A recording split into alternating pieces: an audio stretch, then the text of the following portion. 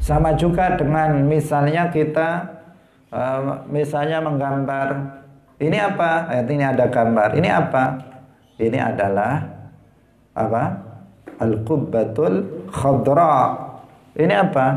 Ini adalah al-qubbatul khadra. Apakah betul ini qubbatul khadra? Bukan. Itu gambar yang menunjukkan al-qubbatul khadra yang ada di Madinah. Al-qubbatul khadra yang sebenarnya di mana? Di Al-Madinah Al-Munawwarah, di Masjid Nabawi, di atas makam Rasulullah sallallahu alaihi wasallam. Itulah al-qubbatul khadra. Sementara ini gambarnya. Ini gambar yang mengungkapkan al-qubbatul khadra yang sebenarnya. Tapi bolehkah saya mengatakan ini qubbatul khadra? Jawabannya boleh. Dalam bahasa itu boleh. Ini adalah qubbatul khadra. Artinya ini adalah ibarah, ungkapan dari al-qubbatul khadra. Nah, demikian juga ketika kita membaca Al-Quran yang berupa bahasa Arab, yang berupa huruf-huruf hijaiyah, yang berupa suara ketika dibaca, maka kita mengatakan saya membaca kalamullah. Boleh atau tidak? Boleh. Kenapa? Salatullah, salamullah, ala al-hadi, rasulillah, wa rahmatullahi wa barakatuh. Alhamdulillahi rabbil alamin. Lahu ni'matu wa lahul fadlu wa lahu thana'ul hasan. Wassalawatullahil barrir rahim wal malaikatil muqarrabin ala sayyidina wa maulana Muhammadin wa ala alihi wa ashabihi tayyibin tahirin. Allahumma la sahla illa ma ja'altahu sahla wa anta taj'alul hazna idha syi'ta sahla. Allahumma arzuqna al-ikhlasa fi niyyati wal qawli wal amal. Wa ba'du. Ila nabiyil mustafa sallallahu alaihi wasallam wa ikhwanihi minal anbiya'i wal mursalin wa syuhada'i was salihin, khususan ila sultanil awliya Syekh Abdul Qadir Al-Jilani wa Syekh Ahmad Ar-Rifa'i wa Syekh Baha'iddin Naqsyabandi wa Syekhina Abdullah Al-Harari wa ila arwahi muassisi jam'iyyati Nahdlatul Ulama Syekh Muhammad Hashim Ash'ari wa Syekh Bisri Sansuri wa Syekh Abdul Wahab Hasbuwah wa ila arwahi jami'i ahli al-qubur minal muslimin wal muslimat والمؤمنين والمؤمنات من مشارق الأرض إلى مغاربها، خصوصا إلى أرواح آبائنا وأمهاتنا وأجدادنا وجداتنا ومشايخنا ومشايخ مشايخنا. الفاتحة. أعوذ بالله من الشيطان الرجيم. بسم الله الرحمن الرحيم. Alhamdulillahi rabbil alamin, ar-rahmanir rahim, maliki yaumiddin. Iyyaka na'budu wa iyyaka nasta'in. Ihdinas siratal mustaqim. Shiratal ladzina an'amta 'alaihim ghairil maghdubi 'alaihim waladdallin. Amin. Hadirin hadirat kaum muslimin muslimat, pemirsa Madu TV rahimakumullah. Alhamdulillah, pagi hari ini Allah Subhanahu wa ta'ala mentakdirkan kita semuanya untuk bisa melakukan sebuah amal kebaikan yaitu berupa hadir dalam majelis Ilmuddin. Semoga Allah Subhanahu wa taala menerima amal soleh yang kita lakukan pada pagi hari ini dan membalasnya dengan pahala nanti di akhirat. Amin ya rabbal alamin. Salawat dan salam semoga tetap tercurahkan, terlimpahkan kepada Nabi Agung, makhluk yang paling mulia, yaitu Nabi Muhammad sallallahu alaihi wasallam, para sahabatnya, keluarganya, serta seluruh umat Islam yang mengikuti beliau ila yaumil qiyamah.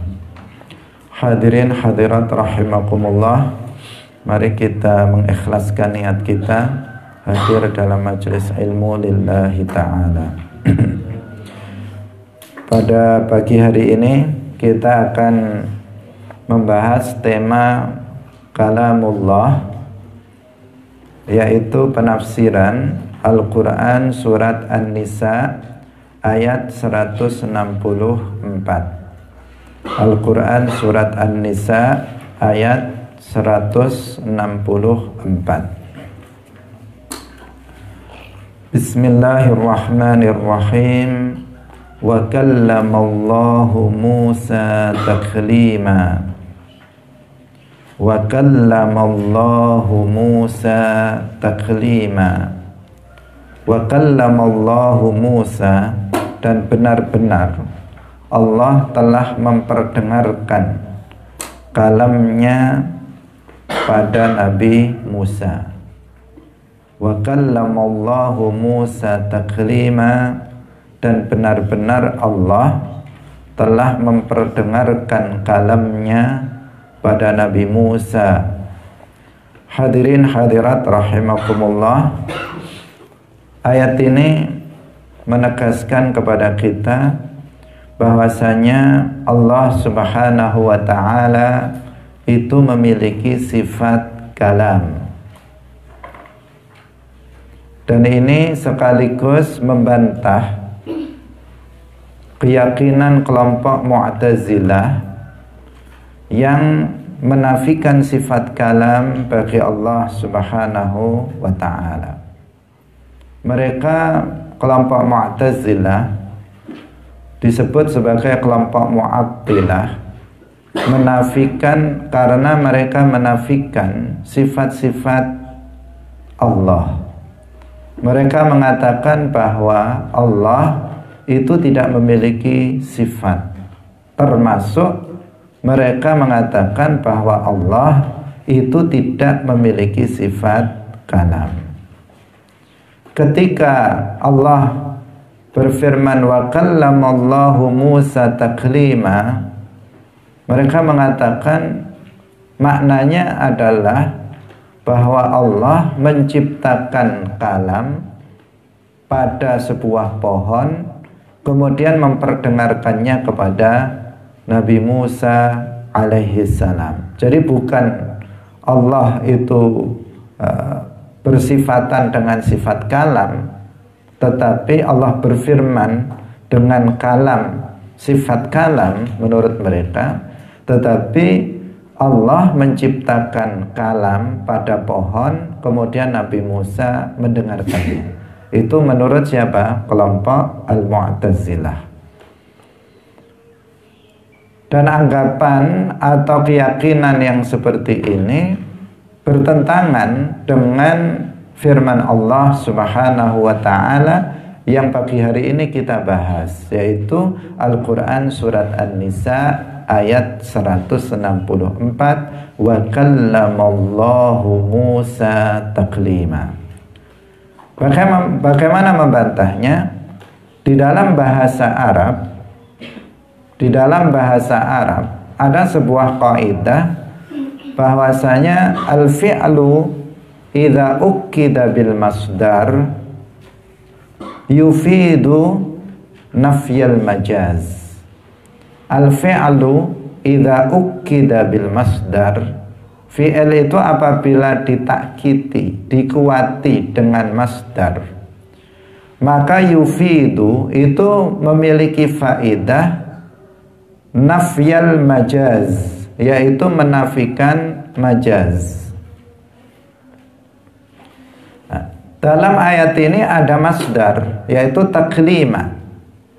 Namanya maf'ul mutlaq. Dalam ilmu nahwu disebut sebagai maf'ulun mutlaq. Maf'ul mutlaq. Wa kallamallahu Musa taklima. Taklima adalah masdar dari kallama yukallimu takliman.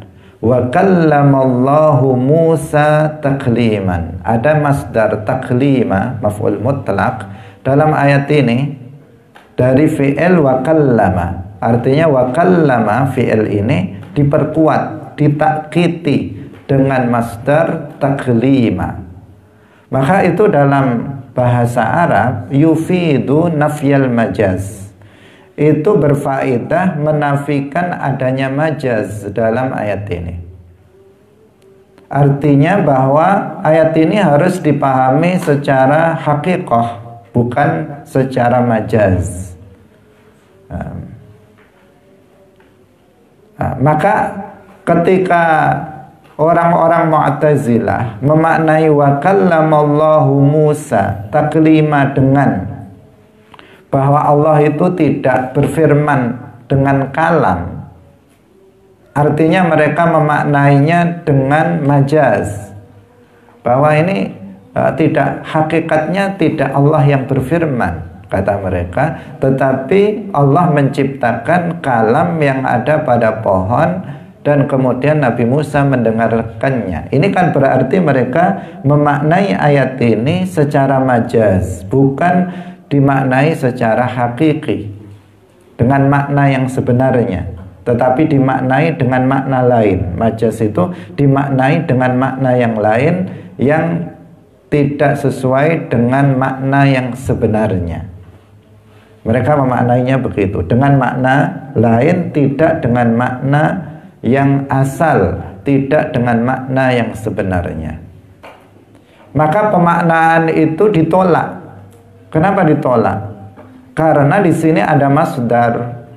Kalau seandainya tidak ada masdar taklima, misalnya Allah berfirman, seandainya Allah berfirman wa kallamallahu Musa, begitu saja tanpa ada taklima, mungkin saja bisa dibenarkan pendapat Mu'tazilah bahwa kallama itu berarti majaz, diartikan dengan makna bukan berfirman, tetapi dimaknai dengan menciptakan kalam pada pohon yang kemudian didengar oleh Nabi Musa. Tetapi karena ayat ini diperkuat dengan masdar di belakangnya, sudah ada lafadz wa kallama, kemudian di akhirnya ada taklima, masdar dari kallama yukallimu takliman, maka hilanglah kemungkinan makna majaz dalam ayat ini. Maka ayat ini harus dimaknai secara hakikah, bahwasanya betul-betul Allah Subhanahu wa ta'ala itu memperdengarkan kalamnya kepada Nabi Musa alaihi salam. Artinya Allah Subhanahu wa ta'ala memiliki sifat kalam, dan Allah memperdengarkan kalamnya itu kepada Nabi Musa alaihi salam. Itu maknanya. Hadirin hadirat rahimakumullah. Sehingga dalam terjemahannya tadi kita sebutkan wa kallamallahu Musa taklima, kita maknai dan benar-benar, bukan sekedar majaz, tapi benar-benar Allah itu memperdengarkan kalamnya kepada Nabi Musa alaihi salam. Ini bantahan terhadap kelompok Mu'tazilah yang menafikan sifat kalam. Kemudian yang perlu kita ketahui bahwa sebagaimana sifat-sifat Allah yang lainnya, kalam Allah itu juga azaliyun abadiyun. Telah kita pelajari sebelumnya bahwasanya sifatullah la tushbihu sifatil makhluqin. Sifat-sifat Allah itu tidak serupa dengan sifat makhluk. Apa perbedaannya? Perbedaannya sifatullah azaliyatun abadiyatun, sedangkan sifatul makhluqin haditsatun. Perbedaannya sifat-sifat Allah itu azaliyatun abadiyatun, tidak berpermulaan, tidak berpenghabisan. Sedangkan sifat makhluk itu hadisah, itu baharu, dia berpermulaan, berubah-ubah. Itu sifat makhluk. Ilmunya makhluk itu hadis, didahului dulunya nggak tahu, kemudian menjadi tahu, berubah-ubah. Iradatul makhluk itu hadisah, qudratul makhluk itu hadisah, sama'ul makhluk, pendengaran, penglihatan makhluk itu hadis, hayatu al makhluk, hidupnya makhluk itu hadisah. Sementara sifatullah, sifat-sifat Allah semuanya azaliyatun abadiyatun. Ilmunya Allah azali abadi, iradatullah azaliyatun abadiyatun, qudratullah azaliyatun abadiyatun, sam'ullah azaliyun abadiyun, basarullah azaliyun abadiyun, hayatullah azaliyun azaliyatun abadiyatun, kalamullah azaliyun abadiyun. Tidak berpermulaan, tidak berpenghabisan, tidak berubah-ubah. Semua sifat Allah itu azaliyatun abadiyatun, termasuk di sini adalah sifat kalam. Maka kalamullah qadimun kasairi sifatihi. Kalam Allah itu qadim, azali, tidak berpermulaan, sebagaimana sifat-sifat Allah yang lainnya. Karena kalam Allah itu azaliyun abadiyun, tidak berpermulaan dan juga tidak berpenghabisan, maka Ahlus Sunnah wal Jamaah mengatakan kalamullah laisa lughatan. Kalam Allah bukan bahasa, bukan bahasa Arab, bukan bahasa Suryani, bukan bahasa Ibrani, bukan bahasa-bahasa yang lainnya. Sama sekali bukan bahasa. Karena bahasa itu hadis. Bahasa itu sesuatu yang baru, yang berubah-ubah, yang berpermulaan dan berpenghabisan. Ketika saya berbicara dengan bahasa Indonesia, maka ada permulaannya, ada penghabisannya. Ketika saya berbicara dengan bahasa Arab, maka dia juga berpermulaan dan berpenghabisan. Bahasa adalah makhluk, ciptaan Allah. Sementara Allah subhanahu wa ta'ala kalamnya qadim, kalamnya azali, maka dia bukan bahasa sama sekali. Kalam Allah bukan bahasa. Kalamullah laisa harfan. Kalam Allah juga bukan berupa huruf. Bukan huruf hijaiyah, abata saja. Bukan huruf abjadiyah, A, B, C, D, E dan seterusnya. Bukan huruf Jawiyah, Hono Coroko, Doto Sawolo dan seterusnya.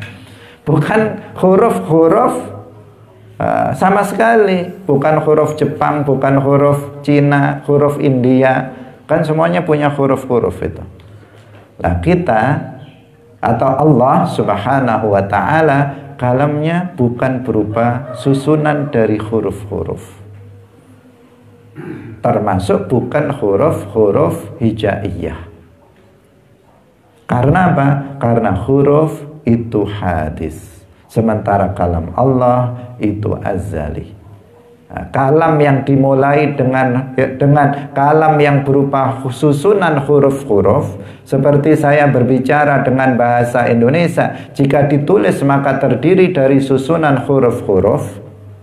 Misalnya saya mengatakan Ahmad pergi, maka ada A, ada H, ada mem, ada M, ada A, ada D. Itu pakai bahasa Indonesia. Itu apa? Berawal dan berakhir. Dia makhluk, dia hadis. Maka kalam Allah itu bukan huruf. Kalamullah laisa sautan.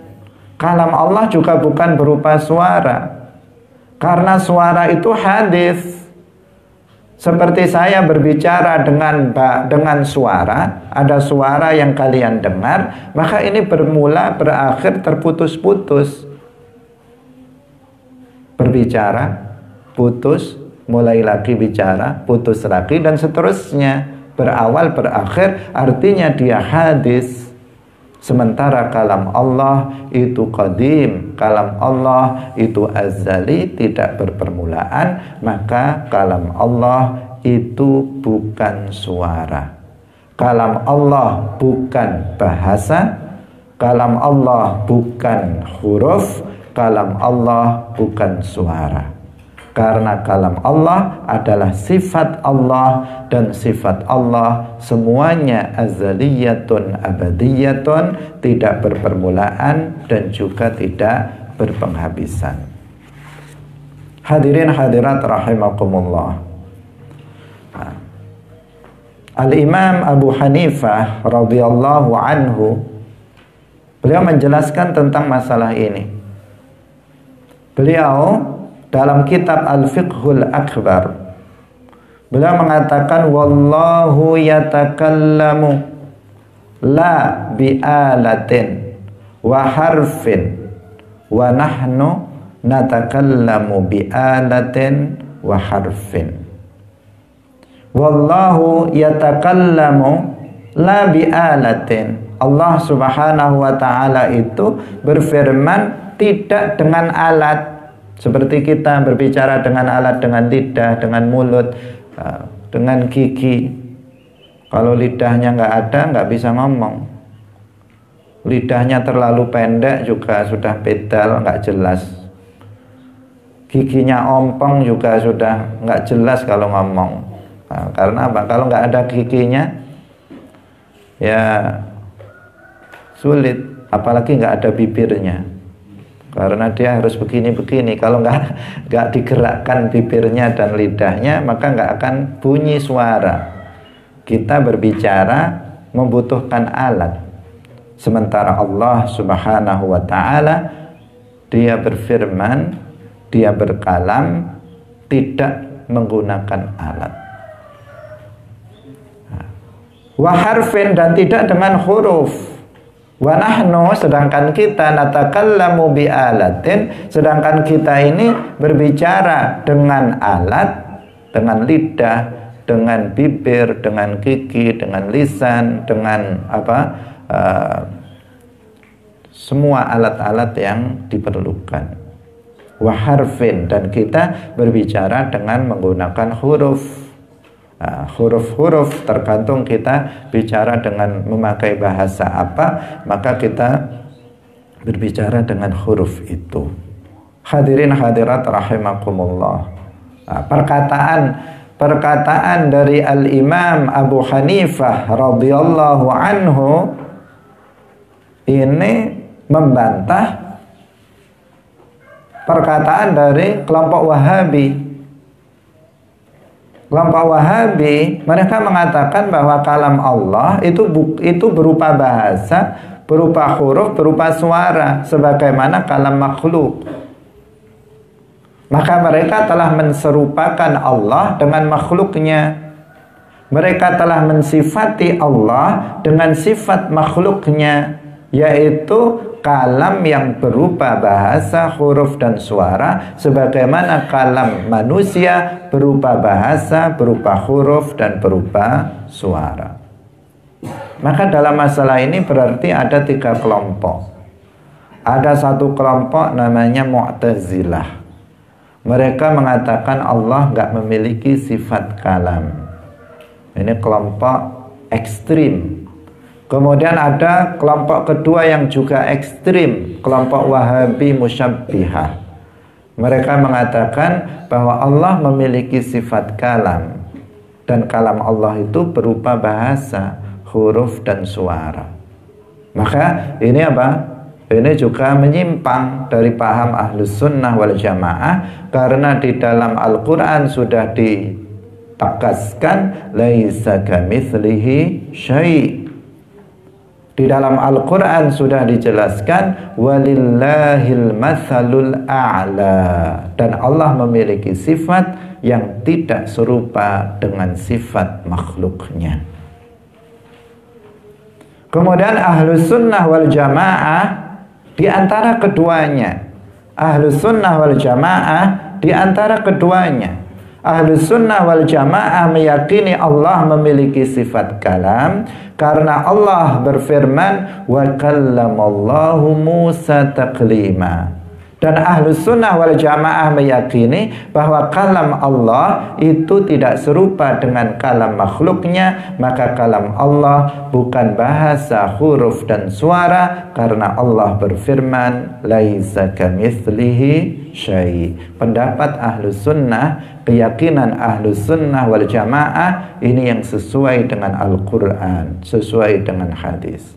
Sementara pendapat Mu'tazilah bertentangan dengan Al-Quran, pendapat Wahabi juga bertentangan dengan Al-Quran. Pendapat Ahlus Sunnah wal Jamaah bertentangan dengan ayat-ayat Al-Quran. Hadirin hadirat yang dirahmati oleh Allah Subhanahu wa ta'ala. Jadi Nabi Musa alaihi salam, salah satu keutamaan beliau, sebagaimana disebutkan di dalam ayat ini, beliau itu adalah orang yang atau seorang nabi yang pernah diperdengarkan kalam Allah yang azali dan abadi. Para nabi yang diberikan anugerah ini adalah hanya Nabi Musa alaihi salam, dan yang kedua adalah Nabi Muhammad sallallahu alaihi wasallam. Nabi Musa alaihi salam sebagaimana dijelaskan dalam ayat ini, wa kallamallahu Musa taklima. Beliau mendengarnya di Tursaina, di Bukit Tursaina. Beliau di sana. Ketika beliau di sana diperdengarkan kalamullah. Sedangkan Nabi Muhammad sallallahu alaihi wasallam diperdengarkan kalam Allah yang azali dan abadi ketika beliau di-mi'rajkan. Ketika itu beliau berada di atas langit ketujuh, masih naik lagi di suatu tempat yang lebih tinggi dari langit yang ketujuh. Di sana beliau diperdengarkan kalam Allah. Dan ini tidak menunjukkan, yang harus diperhatikan, ini tidak menunjukkan bahwa Allah itu berada pada tempat. Sebagaimana ketika Nabi Muhammad sallallahu alaihi wasallam mendengar kalam Allah dan beliau berada di tempat yang lebih tinggi dari langit yang ketujuh, itu tidak menunjukkan Allah ada di atas langit ketujuh. Demikian juga tidak menunjukkan ketika Nabi Musa alaihi salam diperdengarkan kalamnya dan beliau ada di bumi, itu tidak menunjukkan Allah berada di bumi. Yang Nabi Muhammad tidak menunjukkan, artinya yang kejadian mendengar kalam Allah Nabi Muhammad di atas langit ketujuh tidak menunjukkan Allah ada di atas langit ketujuh. Demikian juga Nabi Musa mendengar kalam Allah di bumi, itu tidak menunjukkan bahwa Allah ada di bumi. Karena Allah Subhanahu wa ta'ala itu ada tanpa tempat. Wujud bila makan, ada tanpa tempat. Itu keyakinan yang harus kita yakini. Hadirin hadirat rahimakumullah. Karena ada sebagian orang yang memiliki pemahaman yang rusak. Ketika mereka bercerita tentang kisah Mi'rajnya Rasulullah, kemudian Rasulullah itu Mi'raj di atas langit ketujuh mendengar kalam Allah, dia kemudian beranggapan bahwa Allah ada di sana. Allah ada di atas langit yang ketujuh. Ini tidak benar seperti itu. Sebagaimana kejadian Nabi Musa alaihi salam mendengar kalam Allah, beliau ada di bumi, itu tidak menunjukkan Allah ada di bumi. Demikian juga kejadian Nabi Muhammad mendengar kalam Allah di atas langit ketujuh, itu tidak menunjukkan bahwa Allah subhanahu wa ta'ala bertempat di sana. Jadi yang bertempat siapa? Yang bertempat makhluk. Yang bertempat dalam hal ini adalah Nabi Musa. Nabi Musa berada di bumi, di Bukit Tursaina. Allah ada tanpa tempat. Nabi Muhammad sallallahu alaihi wasallam, beliau yang bertempat. Beliau bertempat di atas langit ketujuh. Tetapi Allah ada tanpa tempat. Hanya saja beliau ketika mendengar kalam Allah, beliau ada di sana. Makhluknya yang berada di sana. Nabi Muhammadnya yang ada di sana. Nabi Musanya yang ada di sana. Sementara Allah subhanahu wa ta'ala itu mawjudun bila makan. Bahasa Inggrisnya exist without place. Bahasa Jawanya apa? Allah wonten tanpa panggenan. Hadirin hadirat rahimakumullah. Ini harus diperhatikan agar tidak kemudian menjadi salah. Sehingga Nabi Musa alaihi salam ini disebut sebagai Musa kalimullah. Musa kalimullah. Artinya Musa yang pernah mendengar kalam Allah yang azali abadi. Enggak semua orang disebut kalimullah. Bukan orang yang misalnya mendengar bacaan Al-Quran dari orang lain kemudian dia disebut kalamullah, kalimullah.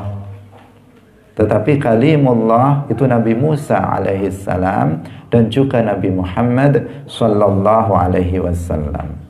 Kalau dari kalangan para malaikat itu adalah Jibril alaihi salam yang juga pernah mendengar kalam Allah yang azali dan abadi. Dalam ayat yang lain Allah subhanahu wa ta'ala berfirman, innistafaituka 'alan nasi birisalati wa bikalami. Sesungguhnya aku, yang dimaksud adalah Allah, memilih kamu wahai Musa atas manusia yang lain, dipilih untuk mendapatkan risalahku, artinya diangkat menjadi seorang rasul, wabikalami, dan dipilih untuk menjadi orang yang pernah mendengar kalamullah yang azali dan abadi. Hadirin hadirat yang dirahmati oleh Allah subhanahu wa ta'ala. Sekarang bagaimana dengan firman Allah subhanahu wa ta'ala dalam ayat yang lain yang seolah-olah menunjukkan bahwa kalam Allah itu berupa bahasa. Misalnya dalam Al-Quran surat Yusuf ayat 2 dan beberapa ayat yang lain yang sangat banyak. Dalam surat Yusuf ayat 2 Allah subhanahu wa ta'ala berfirman, inna anzalnahu qur'anan arabiyyan la'allakum ta'qilun. Inna anzalnahu qur'anan arabiyyan la'allakum ta'qilun.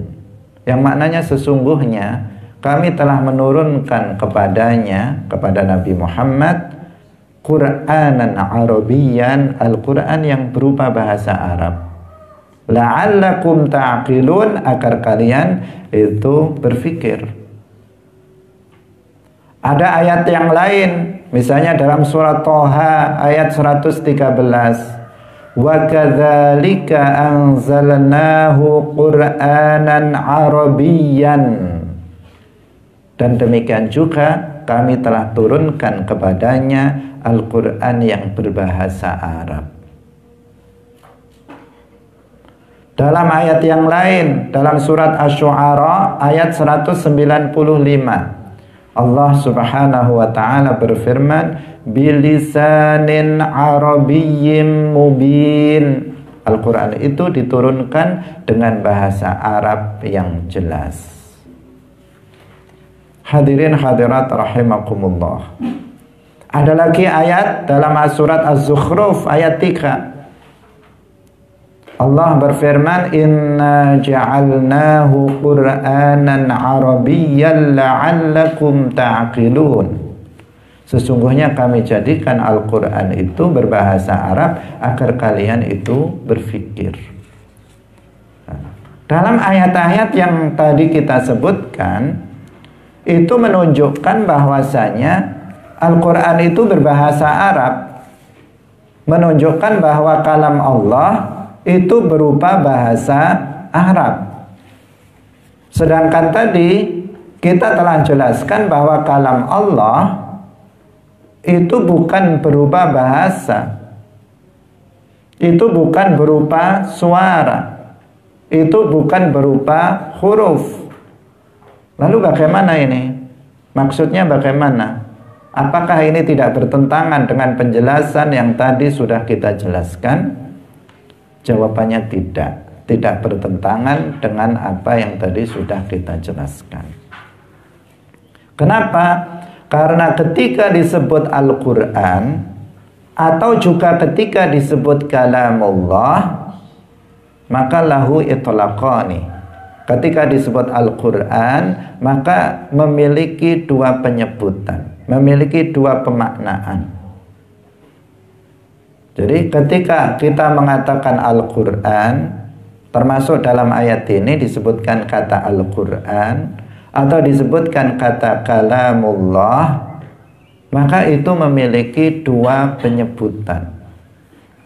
Yang pertama, ketika disebut Al-Quran atau kalamullah, memiliki makna kalam, al-kalam az-zati, memiliki makna al-kalamu az-zati, yaitu sifat kalam atau sifat zat bagi Allah. Yang pertama apa? Memiliki pengertian al-kalamu az-zati, yang merupakan sifat zat bagi Allah Subhanahu wa ta'ala.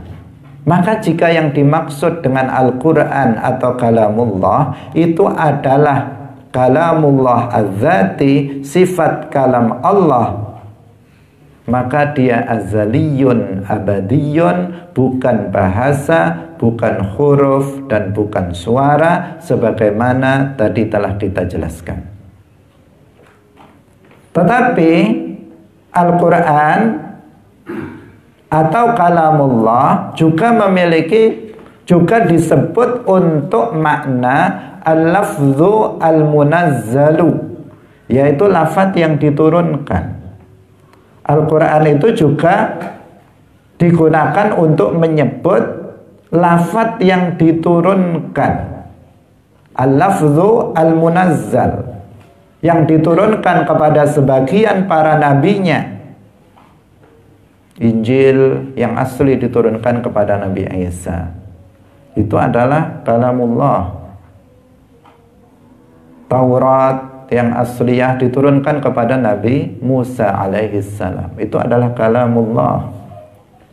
Zabur diturunkan kepada Nabi Dawud alaihissalam, itu adalah kalamullah.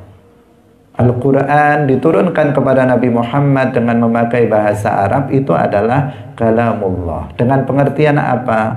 dengan pengertian yang kedua, bukan dengan pengertian sifat kalam Allah, tetapi dengan pengertian al-lafzu al-munazzalu, lafaz yang diturunkan kepada sebagian para nabinya. Sebagian menggunakan bahasa Arab seperti Al-Quran dan Zabur menurut sebagian ulama. Ada yang diturunkan dengan menggunakan bahasa Suryani seperti Injil, ada yang diturunkan dengan bahasa Ibrani seperti Taurat, diturunkan dengan menggunakan bahasa. Sedangkan Al-Quran yang diturunkan kepada Nabi Muhammad itu dengan menggunakan bahasa Arab. Hadirin hadirat rahimakumullah, kenapa Al-Quran yang diturunkan yang berupa lafaz dengan menggunakan bahasa Arab, dengan menggunakan huruf-huruf hijaiyah, dan dengan suara apabila dibaca, itu disebut Al-Quran, disebut kalamullah juga. Kenapa? Padahal dia bukan sifat kalam Allah. Yang pertama karena Al-Quran menyebutnya demikian. Yang kedua karena Al-Quran dengan pengertian lafaz yang diturunkan itu bukan karangan Nabi Muhammad. Itu juga bukan karangan malaikat Jibril alaihissalam. Tetapi itu adalah Allah Subhanahu wa ta'ala yang menciptakannya untuk dijadikan sebagai ibaratun an kalamillah. Nah, jadi karena dia bukan karangan Nabi Muhammad, dia bukan karangan malaikat Jibril, maka dia disebut kalamullah. Karena Al-Quran itu adalah bacaan Jibril, bukan ciptaan Jibril, bukan karangan Jibril, bukan susunan dari malaikat Jibril. Dalam Al-Quran disebutkan, wa innahu laqawlu rasulin karim. Dan sesungguhnya Al-Quran itu laqawlu rasulin karim, ay la maqru'u Jibril. Rasulin karim, para ulama tafsir mengatakan yang dimaksud adalah Jibril. Wa innahu laqawlu rasulin karim, artinya innahu ay innal qur'ana al-lafzul munazzal, laqawlu ay la maqru'u Jibril alaihi salam. Itu adalah bacaan malaikat Jibril alaihi salam. Artinya yang dibaca oleh malaikat Jibril kepada Nabi Muhammad sallallahu alaihi wasallam. Bukan beliau yang mengarang, tetapi Allah Subhanahu wa ta'ala yang menciptakannya, kemudian malaikat Jibril membacakannya untuk Nabi Muhammad sallallahu alaihi wasallam. Hadirin hadirat rahimakumullah, Al-Quran diturunkan dalam dua tahap. Al-Quran pada awalnya Allah Subhanahu wa ta'ala menciptakannya dan meletakkannya di Lauhil Mahfuz, di Al-Lauhul Mahfuz, di atas langit ketujuh, diletakkan di sana. Kemudian Allah Subhanahu wa ta'ala pada malam Qadar, Lailatul Qadar, memerintahkan kepada malaikat Jibril alaihi salam untuk menurunkan Al-Quran, tulisan Al-Quran yang telah Allah ciptakan dan diletakkan di Al-Lauhil Mahfuz, agar diturunkan ke sama'id dunia, ke langit dunia, di suatu tempat yang bernama Baitul Izzah.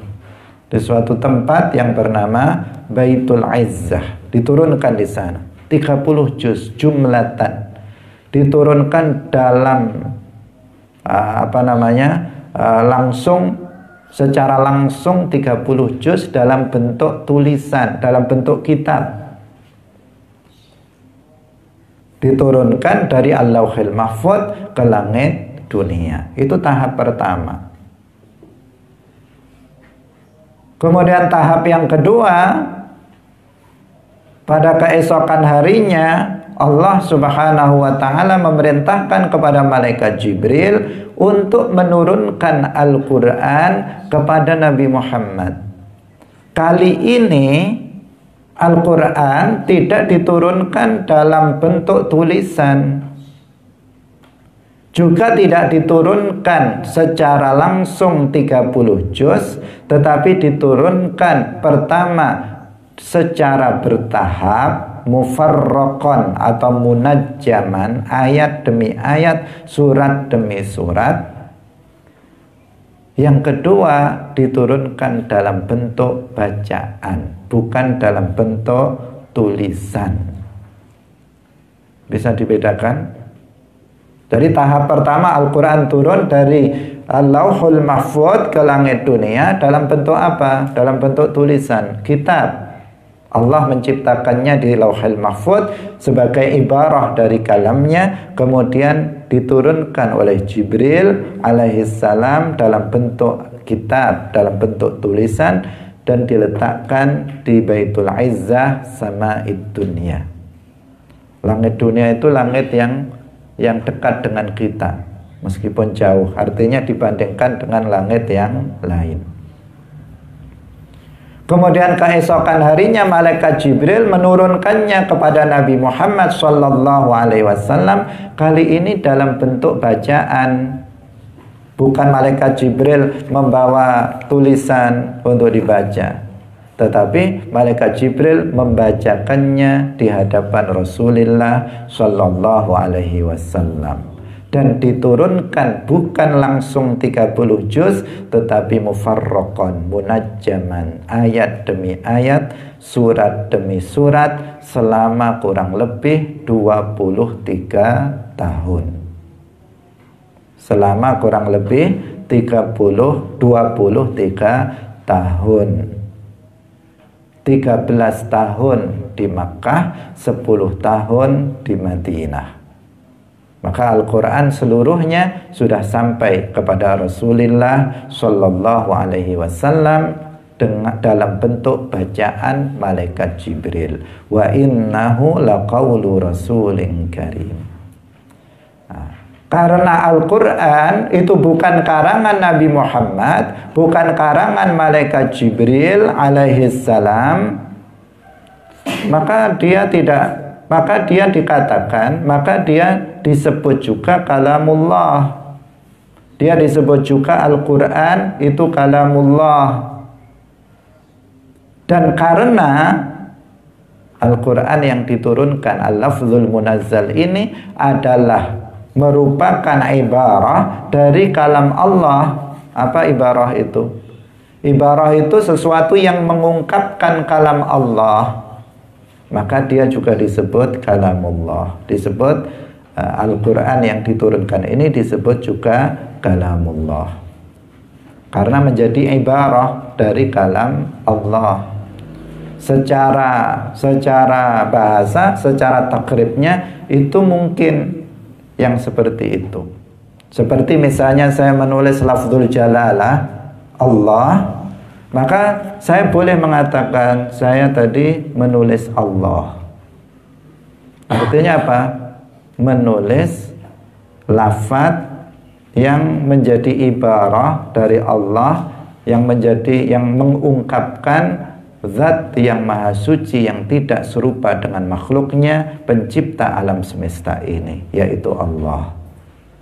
Bukan artinya saya tulisan alif lam lam ha itu adalah zat Allah.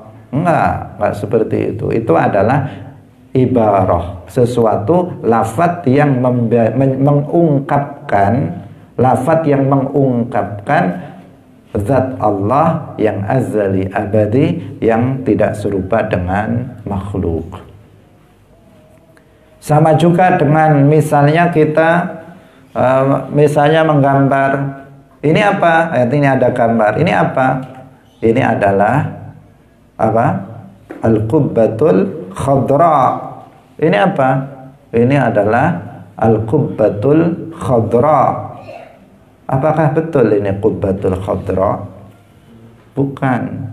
Itu gambar yang menunjukkan al-qubbatul khadra yang ada di Madinah.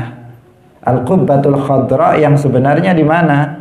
Di Al-Madinah Al-Munawwarah, di Masjid Nabawi, di atas makam Rasulullah sallallahu alaihi wasallam. Itulah al-qubbatul khadra.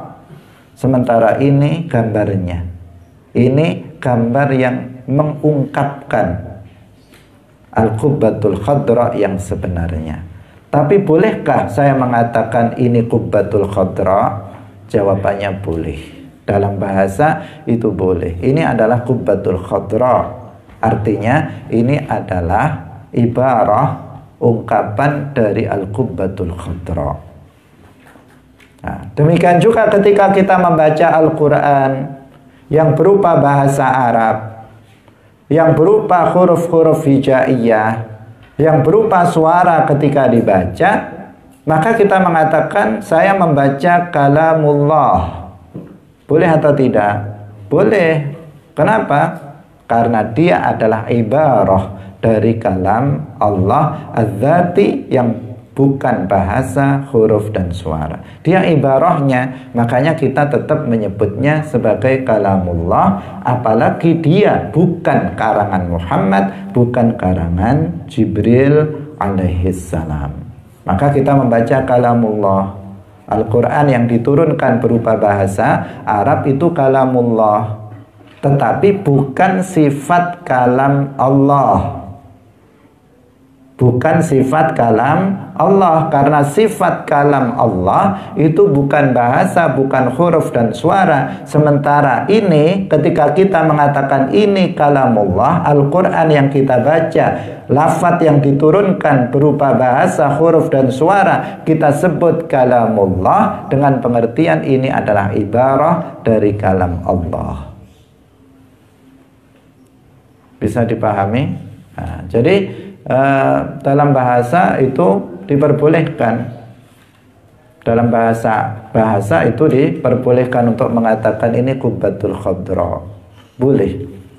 Misalnya saya menulis di papan tulis misalnya api, maka boleh saya mengatakan ini adalah api dengan pengertian tulisan ibarah yang menunjukkan api yang sebenarnya yang bisa membakar, yang sifatnya itu membakar.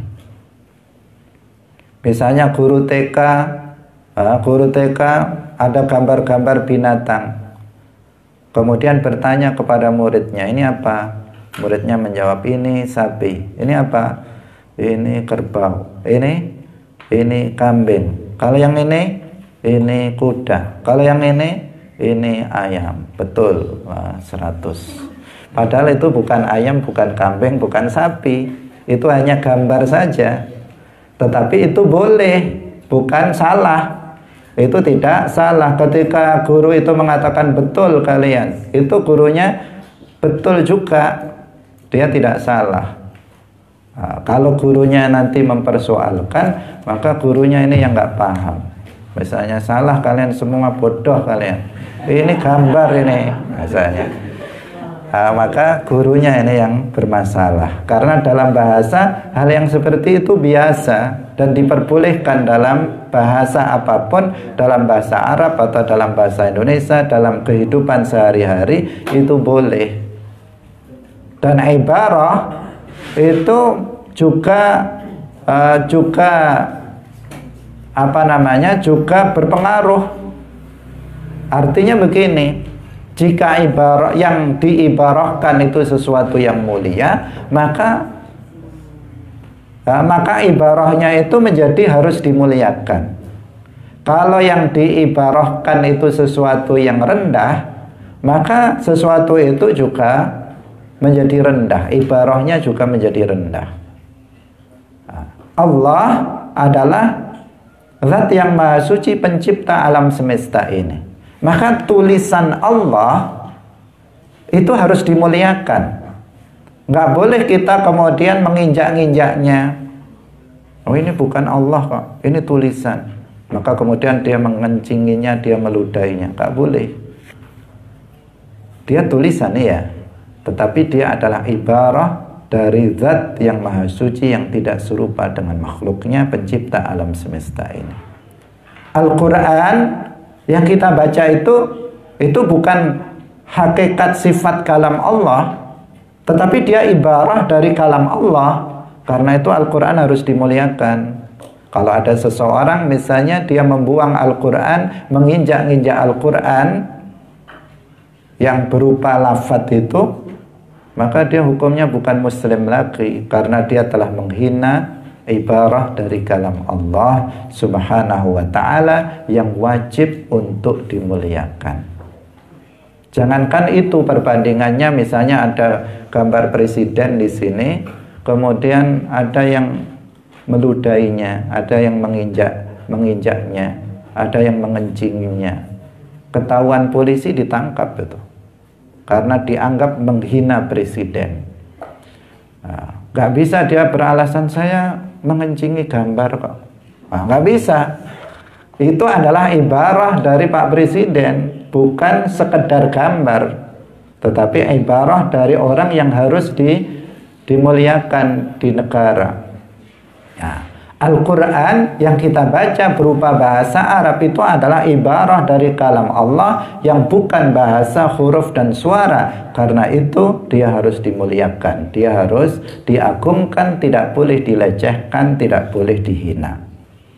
Hadirin hadirat yang dirahmati oleh Allah subhanahu wa ta'ala. Tetapi di sini satu hal yang harus diperhatikan, meskipun kalamullah itu atau Al-Quran itu disebut dengan dua penyebutan. Yang pertama adalah Al-Kalam Az-Zati, sifat kalam Allah. Yang kedua adalah lafaz yang diturunkan yang menjadi ibarah dari sifat kalam Allah. Meskipun demikian, tidak boleh seseorang mengatakan Al-Quran itu makhluk. Tidak boleh seseorang mengatakan Al-Quran itu makhluk, Al-Quran itu hadis, begitu saja, tidak boleh. Titik sampai di situ itu tidak boleh. Tetapi dalam maqamut ta'lim, dalam pembelajaran seperti ini, maka kita boleh mengatakan Al-Quran dengan pengertian sifat kalam Allah, maka dia adalah qadim, azali. Tetapi Al-Quran dengan makna lafaz yang diturunkan yang berupa bahasa, huruf dan suara, maka itu hadis. Itu boleh. Dalam maqamut ta'lim, dalam pembelajaran untuk menjelaskan permasalahan ini, maka itu diperbolehkan. Karena memang betul itu hadis, dia berpermulaan, berpenghabisan, kadang baru dicetak tahun 2020. Artinya dulunya nggak ada, kemudian menjadi ada, itu adalah hadis. Tetapi nggak boleh seseorang kemudian mengatakan Al-Quran itu makhluk, titik. Meskipun dalam hatinya yang saya maksud adalah Al-Quran yang diturunkan. Meskipun dalam hatinya mengatakan begitu, ucapan Al-Quran makhluk itu diharamkan untuk diucapkan jika berhenti sampai di situ, tidak dijelaskan. Kenapa? Karena perkataan semacam itu akan menimbulkan pemahaman dari orang yang mendengarnya bahwa sifat kalam Allah itu makhluk atau hadis.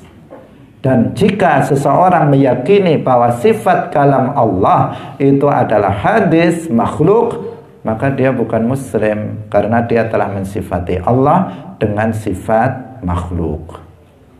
Nah, itulah makanya diharamkan mengucapkan kata-kata itu dengan berdiri sendiri tanpa ada penjelasan. Nah, demikian, waktu telah habis, semoga bermanfaat. Barakallahu fikum, wallahul muwaffiq ila aqwamit thariq. Wassalamualaikum warahmatullahi wabarakatuh.